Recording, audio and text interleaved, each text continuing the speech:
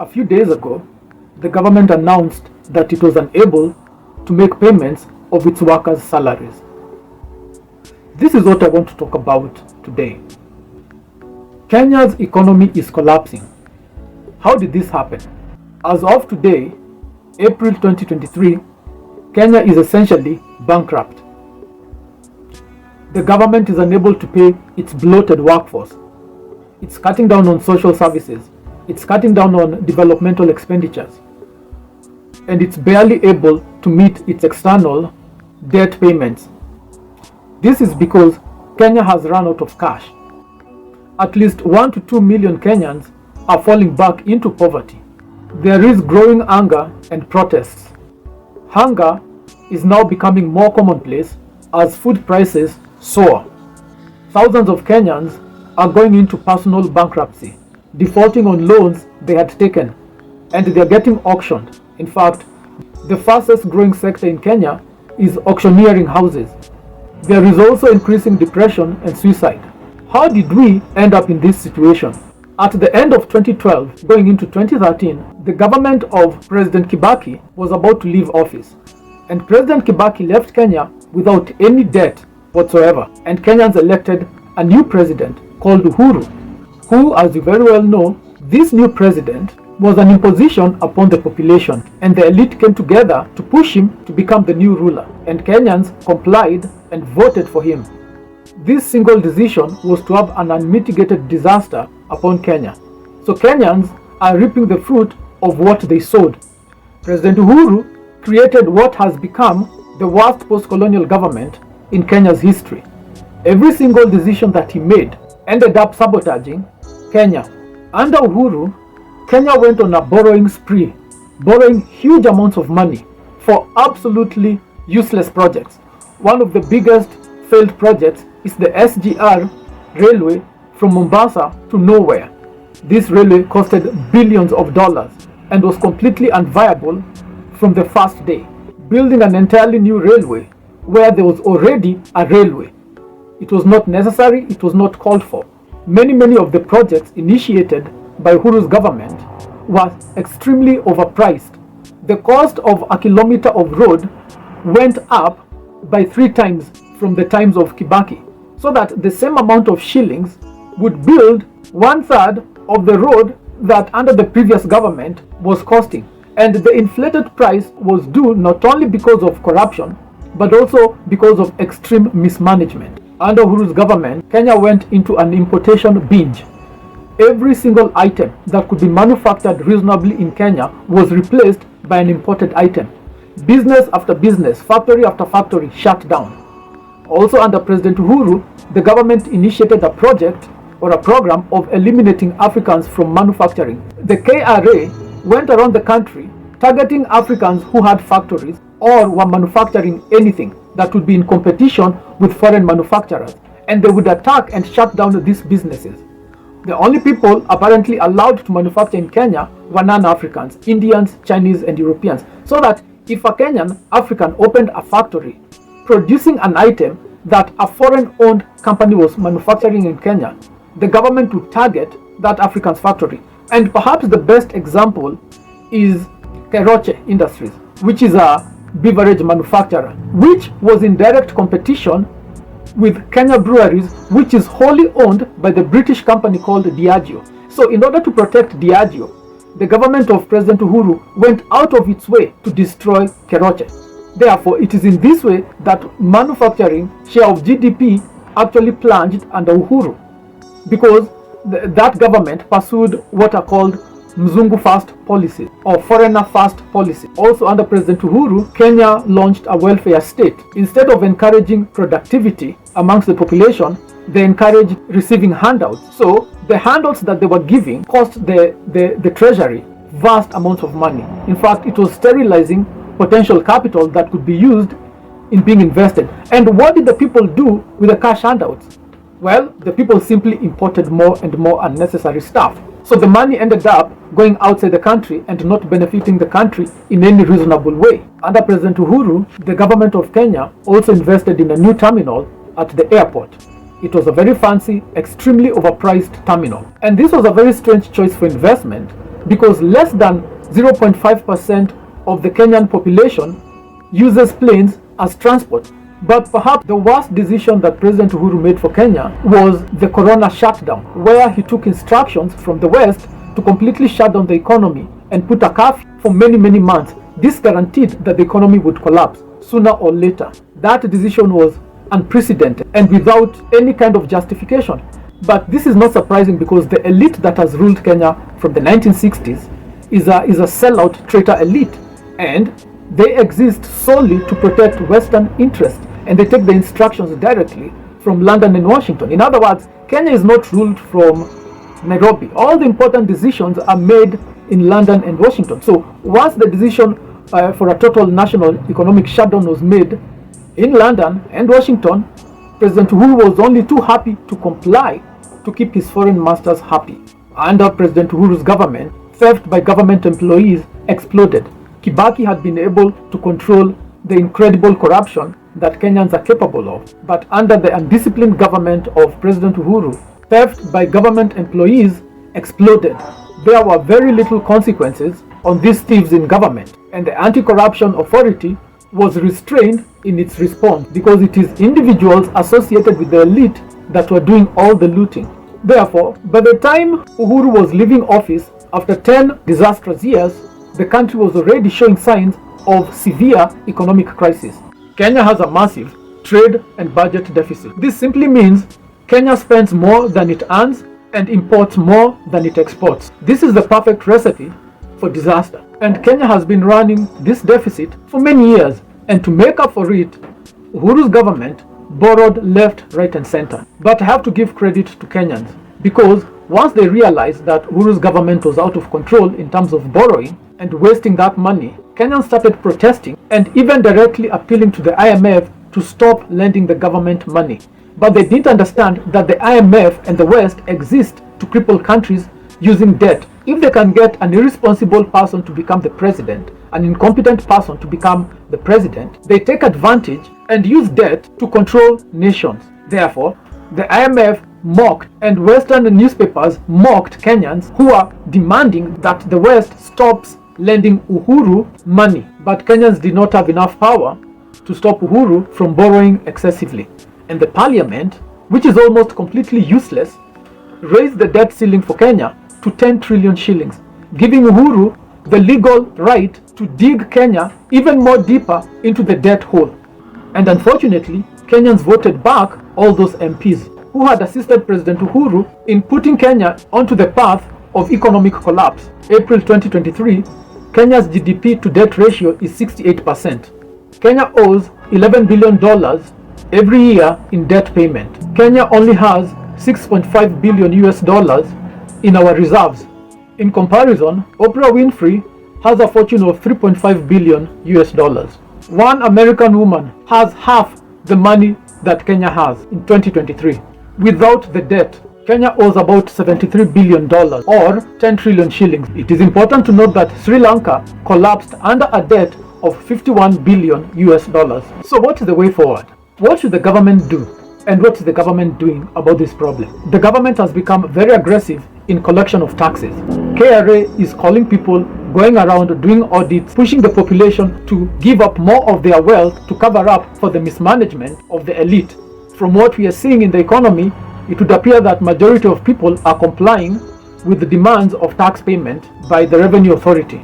But it is critical for you to remember that all British companies in Kenya are tax exempt. The Mzungu does not pay taxes.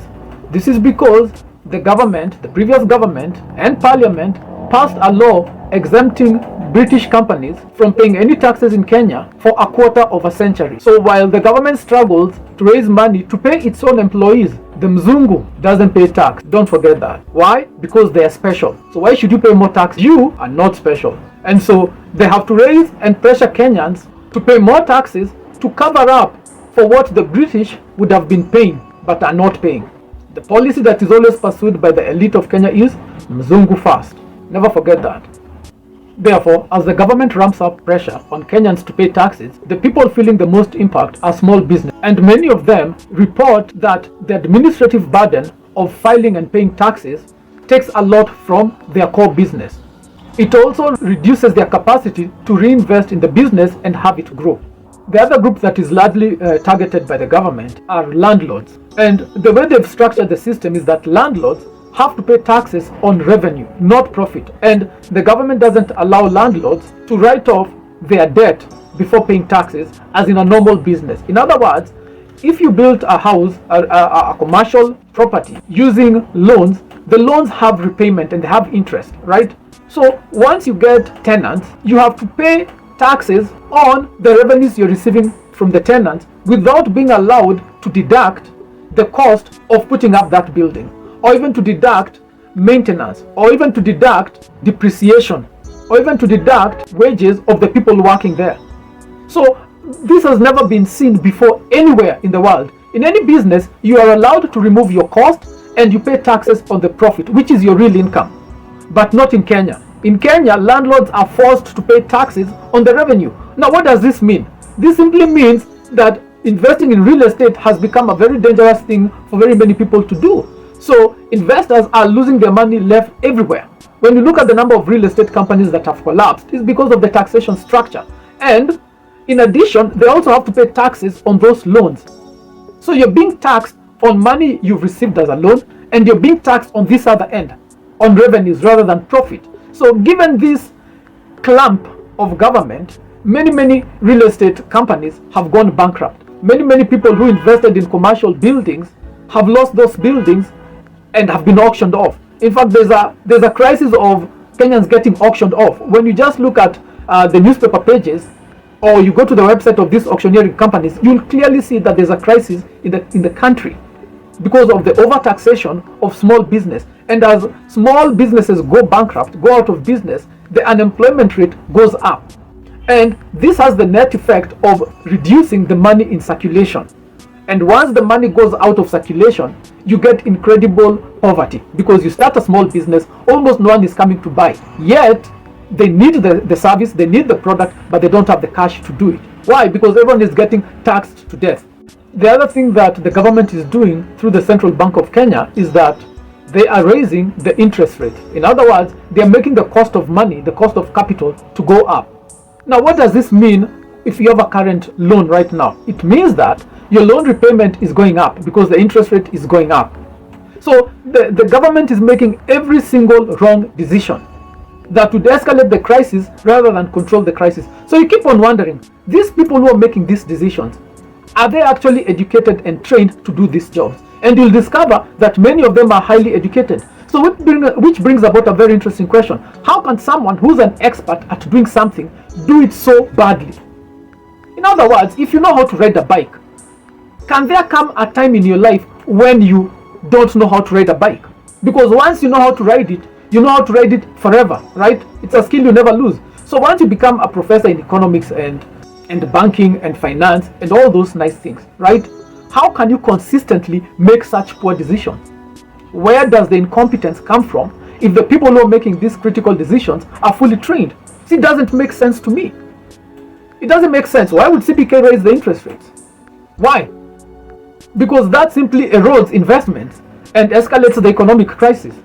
Borrowers find it very expensive to borrow and invest, and once the investing stops, the economy grinds to a halt. If people are not building houses, right, what happens to all the workers in construction? The construction sector begins to slow down and people are thrown out of work. If you make the cost of borrowing so expensive, how do the end consumer borrow money to buy those houses? It means that they can no longer obtain those houses. So the buyer of the house cannot buy the house, and the builder of the house cannot build the house. Yet the buyer needs the house and the builder needs to build. So they're sabotaging the entire economy by pushing up interest rates for reasons that don't make sense. So how should the government ideally handle this situation of running out of cash? Well, you need to understand that 69% of Kenya's debt is dollar denominated, which means having dollars is extremely important. So the government should expand its capacity to receive dollars while at the same time conserving the dollars that it has. How should it do this? Well, encourage the diaspora to remit money in dollar form. Encourage them to send actual notes. Put the notes in a letter and send the letter to Kenya. But if you do that, if you're in the diaspora, when the money arrives in Kenya, the KRA will steal that money. You remember the case when someone had sent $28,000 to his relatives in Nairobi using the mail. Now, once that package got to the post office, the KRA personnel at the post office opened up that letter and stole the 28,000. Can you imagine? You're in a foreign country, you're hustling, but there's some guy in Kenya in a cheap suit stealing your hard-earned money. So they are doing the exact opposite. They should encourage the diaspora to send foreign currency as foreign currency. Don't convert it, don't send it electronically. Put it in a package and send it to Kenya. That's number one. You remember the women who are apparently caught at the airport because they are trying to bring in millions and millions of shillings in dollar form. So the government is discouraging people from bringing in actual dollars that they need. Total insanity. Now, the other thing they should do is to conserve the dollars that they have, right? Ideally, if their brains were working correctly, right? Right, okay. They should do this by banning most unnecessary imports. Do we really need to spend dollars importing toothpicks? You go to a supermarket right now, you'll see all the toothpicks are imported. So you mean to tell me we cannot manufacture toothpicks? That we have to use the few dollars we have to import toothpicks? So a lot of these things that the government allows to be imported into the country, costing a lot of dollars, is unnecessary and needs to be stopped urgently. That would be the logical thing to do. It would be the right thing to do. It would be the intelligent thing to do. But they won't do it. As a matter of fact, the government is escalating the importation binge. You remember the first time the cabinet of the new government of Kenya made a decision. Remember what was the decision? They came out and said that all Kenyans must eat plastic food, GMO, right? And that this plastic food will be imported. So in other words, we have farmers who are able to produce enough food for us, but they're saying they'll begin to import this fake food from the West and undermine our farmers and costing us a lot of foreign exchange. Why would they do that? Why would they make the exact opposite decision of what they're supposed to make? Why would they drive the country into a deeper trade deficit? Why? It may appear illogical, right? It may appear counterintuitive, but you need to understand the elite does not rule Kenya in the interest of Kenya. They rule Kenya in the interest of the West. So, in the absence of instructions from London or Washington to stop the trade deficit, they will not stop it. In fact, they were telling us to eat GMO because those are the instructions they had received from Bill Gates. Remember Bill Gates when he was in Kenya to supervise that program. So, generally, that GMO decision that they made as their first decision as the government was a Bill Gates decision. This country is still under colonialism, and the government and the elite that rules Kenya is simply a proconsul or a governor for the empire. Okay? We are not independent. All the important decisions are made in London and Washington, not Nairobi, which is why they can come out and make the exact wrong decision for us. The other thing that the government should do that would really help control the price inflation is simply reducing the cost of energy at the pump, the cost of petrol, the cost of diesel, because this energy is used in transport to transport both people and goods, and it is the key driver of food inflation, because when the cost of fuel goes up, the cost of everything else goes up, right? So but they will come back and counter and say that they don't control global oil prices, but they're not being entirely honest, because what you need to understand is that Kenya has millions of barrels of oil in Turkana that were discovered. Now, all these oil fields have been abandoned. If they were to mine that oil, it would help control the cost of fuel in Kenya. In fact, they could release a portion of that oil to the Kenyan market and control the price, reduce the price to about 100 shillings per liter. That is what they should do ideally, right? Because we have the oil. So why should we spend the few dollars that we have importing more petroleum products when we have oil in the country that can survive and can push us for the next 20 years? Why don't they invest in the oil fields? Very simple reason. They were given instructions by the EU, and I am not exaggerating, and they were instructed to abandon the oil field, and they immediately obeyed. Uganda government received the same instructions from the EU, They were told to abandon their huge oil reserves. The Uganda president, much to his credit, exposed that letter in parliament, and he came out very strongly and said they will continue to invest in oil, they will mine it and they will sell it because it's their way out of poverty. You remember that the pipeline was supposed to come through Kenya from Uganda going all the way to Lamu, but the Ugandans decided to build that pipeline through Tanzania to Dar es Salaam. Why did they do this? Because Tanzania is a more reliable economic partner than the elite of Kenya, because the elite of Kenya is such a sellout elite that whatever they are told by the Mzungu they will do. And if that pipeline was passing through Kenya, it would have been sabotaged by the Kenyan elite, right? The other thing that influenced Uganda's decision is the fact that Lamu is very close to Al-Shabaab country, which is Somalia, and Al-Shabaab is only a problem to Kenya because Kenya attacked Somalia. Why did Kenya attack Somalia and provoke them? Well, because they were given instructions from London to attack Somalia, to be proxies of the Americans who still have beef with the Somalis, right? So being a stooge is really costing us a lot.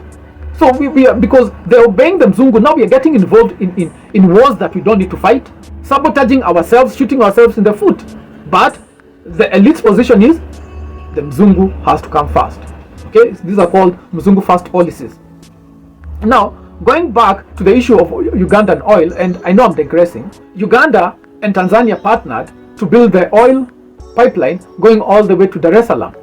And the companies that were ensuring the oil pipeline are based in Nairobi. So Nairobi was given orders to sabotage that pipeline. And so all of a sudden, one day, like 2 months ago, all the insurance companies based in Nairobi that are controlled by Europeans in South Africa and in Europe and in America, because a lot of the corporates in Kenya are not owned by Africans, they are externally owned. All of them came together and issued a statement that they would not insure the oil pipeline, which stopped construction. You understand? So Kenya is constantly working to undermine other African countries that are not trying to get caught up in economic quagmire. And so that was just to give you the context that the elite that rules Kenya, instead of giving us a break by mining that oil and reducing the cost of fuel in Kenya because we have oil, they refuse to do that in order to keep the Mzungu happy.